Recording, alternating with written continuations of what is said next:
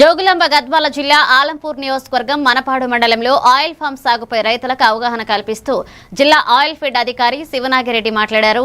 మండలంలోని మద్దూరు గ్రామంలో వ్యవసాయ శాఖ అధికారులతో కలిసి నిర్వహించిన సదస్సులో ఆయిల్ ఫామ్ తక్కువ పెట్టుబడి, తక్కువ శ్రమతో సాగు చేసి నిరంతర ఆదాయం పొందవచ్చని వివరించారు. ఇక రాష్ట్ర ప్రభుత్వం అందిస్తున్న సబ్సిడీ పథకాలపై కూడా రైతులకు సమాచారం అందించారు. ఈ కార్యక్రమంలో వ్యవసాయ విస్తరణ అధికారి లక్ష్మీనారాయణ, ఏరియా ఆఫీసర్ త్రివిక్రమ్ మరియు స్థానిక రైతులు పాల్గొన్నారు.